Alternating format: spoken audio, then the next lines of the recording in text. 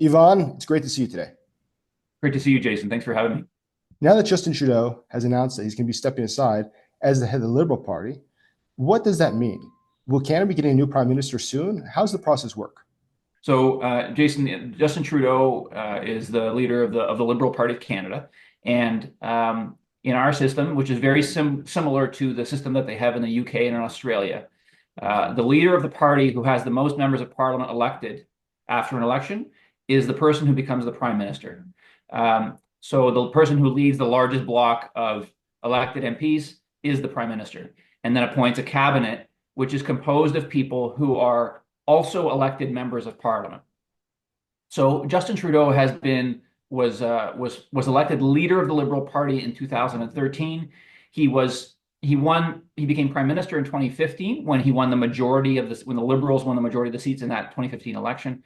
But a few days ago, Justin Trudeau announced that he would be stepping down as a Liberal leader and therefore prime minister as soon as the Liberal Party elected a new leader to replace him. So what's happening right now is that the Liberal Party is in the process of beginning a leadership race, basically an opportunity for anyone who wants to put their name forward to seek a candidacy of becoming a new leader of the Liberal Party.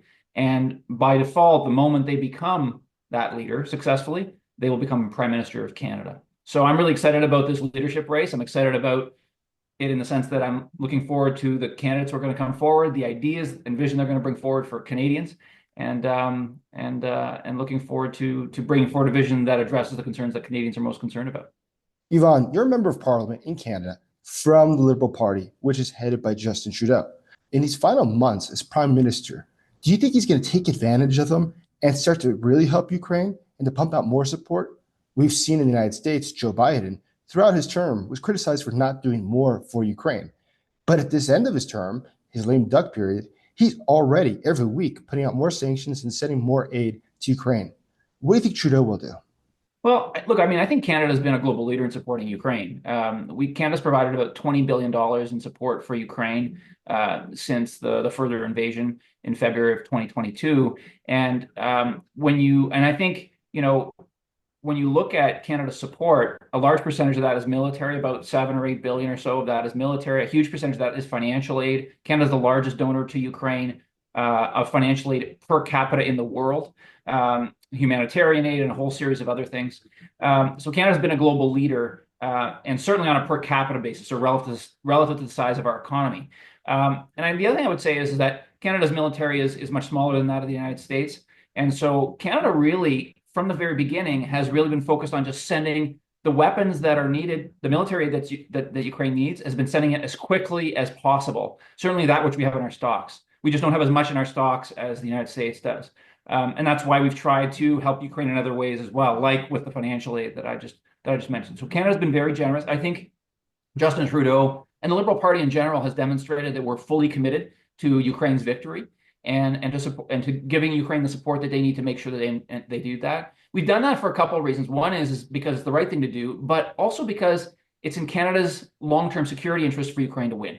If Russia succeeds, if Russia wins, then Russia won't stop at Ukraine. And if it doesn't stop at Ukraine, then countries in Eastern Europe, countries like Canada are at risk. Russia is our neighbor to the Arctic. We have thousands of kilometers of border, Canada does, with Russia and the Arctic.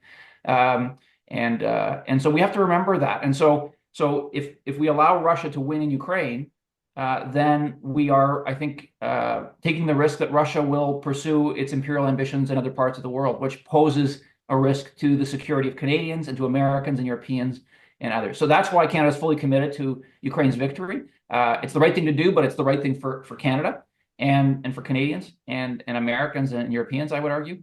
And so I'm sure Justin Trudeau will keep sending everything he can as quickly as he can, as we have been up until now. So looking ahead, you said that you think that Trudeau will continue to support Ukraine and perhaps send more aid before he leaves as the prime minister.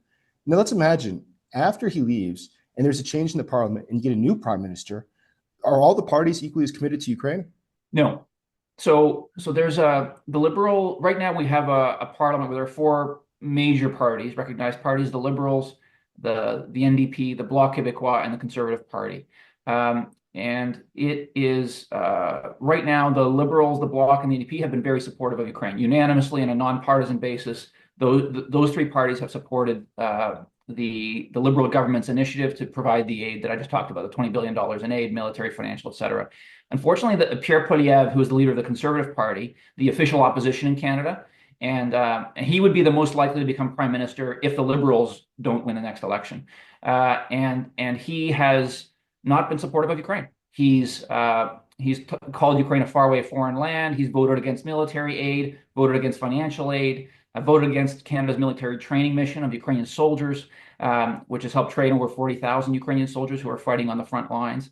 And so Pierre Poilievre has been pandering to a far right group of supporters. In fact, recently I made it clear on the record in the House of Commons and in the media that it's very clear that there's a pro-Putin wing in the Conservative Party of Canada that supports the Kremlin's propaganda, believes the Kremlin's propaganda, and doesn't support for Ukraine. So I think you have two very distinct options. Canadians will have two very distinct options in the next election when it comes to this issue of supporting Ukraine. The Liberals who've been committed and demonstrated that with that $20 billion of support, and the Conservatives who talk down, vote against support for Ukraine. Those are going to be the options.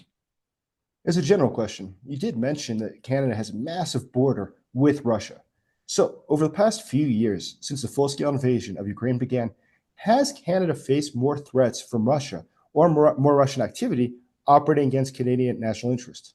Yeah, we have, and we've seen that over the course of many years now. I would say, decades, arguably, certainly since Vladimir Putin came to power in Russia, where we've seen interventions in the Canadian Arctic of various forms. So there have been Russian jets flying over the Arctic. There was a number of years ago where Vladimir Putin claimed that a portion of the Arctic that is currently recognized as Canadian territory is actually Russian territory.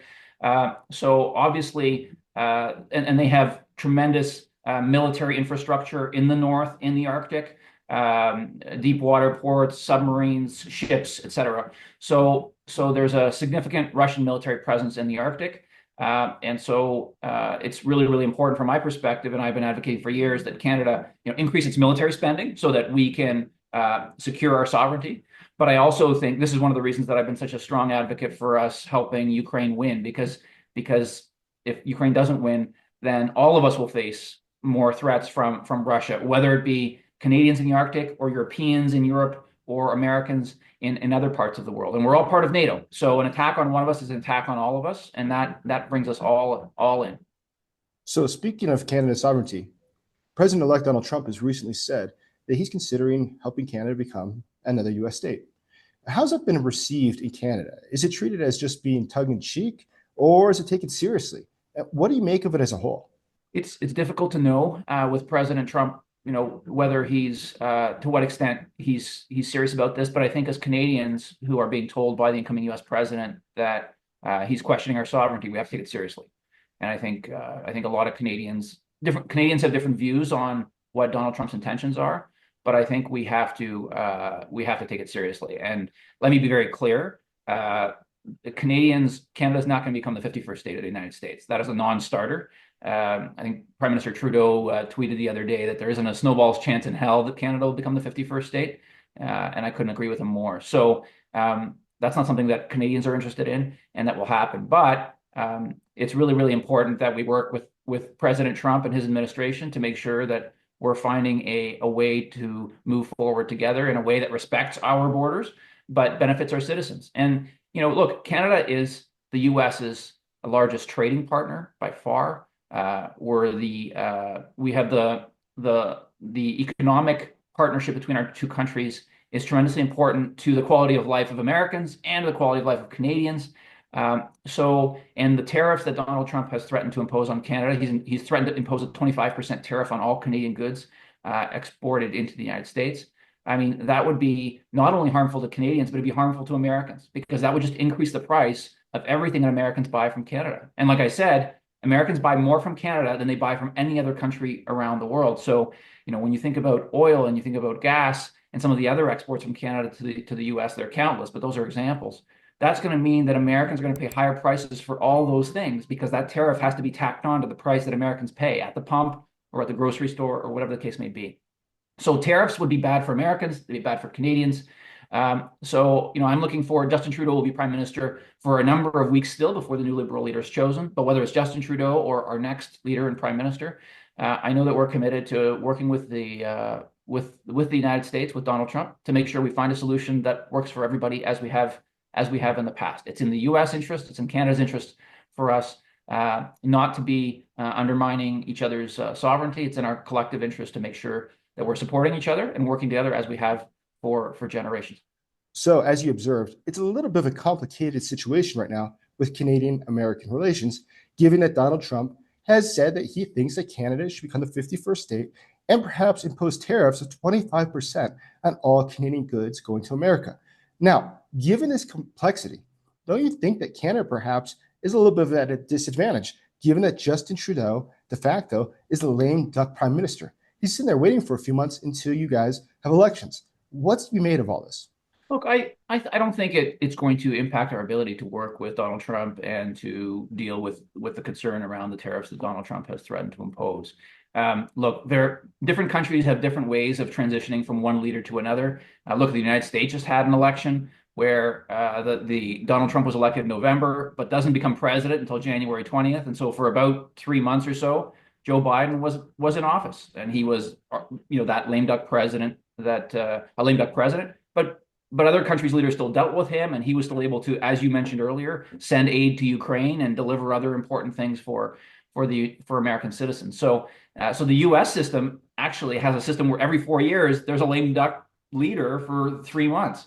We're going to have someone who's our leader, Justin Trudeau, is going to be replaced in less time than that. So I think there's precedence for leaders being in office while the new leader is chosen, like there is in the United States and other countries. And I think the United States has proven that they can deal with that. I think we'll be able to deal with that just fine. And I also think what it does actually is Justin Trudeau now can focus entirely on governing for that period of time.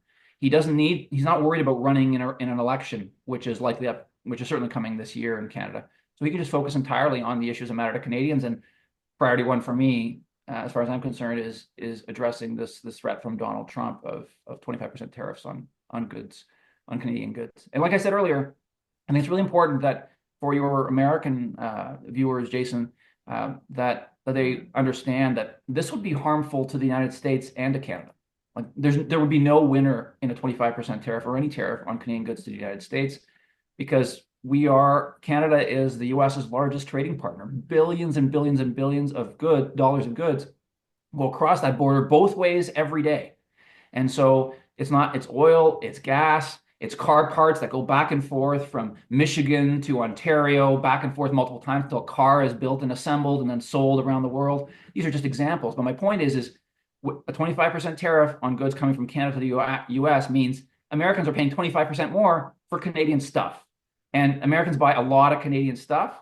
So this is just going to make the cost of living in the US more expensive. And I don't see a lot of benefit to that. I think what we need to do is work together to find a way to make sure that we're collaborating, addressing any concerns that President Trump has around the border and other issues like that. That's completely legitimate to discuss and negotiate. But let's respect our sovereignty and work together for the betterment of Americans and Canadians. So in this waning period of time, before there are going to be elections in Canada, and the Liberal Party, how many seats it's going to have is not yet clear. Is it going to take advantage of the huge number of seats that it does have right now to help get through more legislation to support Ukraine?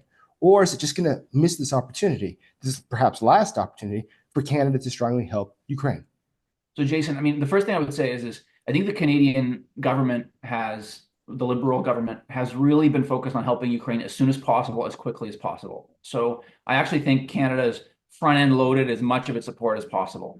And we've supported Ukraine because it's the right thing to do, but we also supported Ukraine because we think it's in our national security interests, that Ukraine's victory is essential to Canada's security, because if Russia wins, then it won't stop at Ukraine. And then Europeans, Americans, Canadians will be next in defending ourselves against Russian aggression, whether that's in Eastern Europe, whether that's in the Canadian or American Arctic, or whether it's somewhere else around the world. So Canadians have taken this invasion seriously, not just from a moral or principled perspective, but from from the perspective of our own security in the years to come. And if Russia wins, and if we have to worry about Russian aggression, think about the amount of money that we will all have to spend, Americans, Canadians, Europeans, on defense, at least far more than we would have otherwise. And so I think we all understand that it's in our collective interest. I think it's in the interest of Americans to ensure that Ukraine wins, in the long-term national security interest, in the long-term economic interests of the United States, similarly to Canada. So to answer your question, we're absolutely going to keep sending everything we can as quickly as we can. We're a global leader. We've sent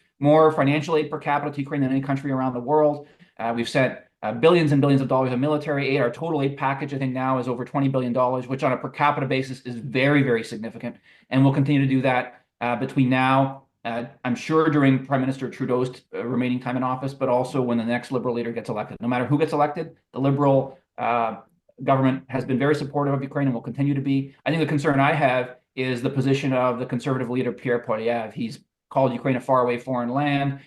He's voted against military aid. He's voted against other forms of aid to Ukraine. He's got within the Conservative Party, there's a sort of a pro-Putin wing that is supportive of Vladimir Putin and his policies and his ideology and his invasion of Ukraine. And the Conservative Party you never hear the Conservative Party, certainly not Pierre Poilievre, ever talking about support for Ukraine. And I think that's ominous for Ukraine. I think it's ominous for Canadians who understand how important this issue is.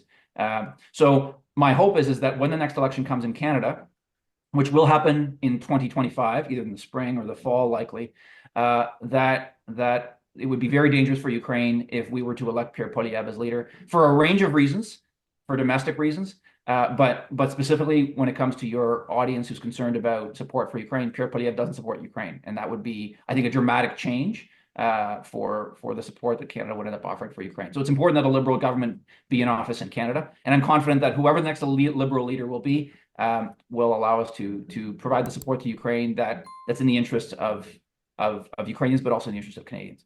Yvan, that's really interesting. I appreciate your time today. Thanks for chatting with us.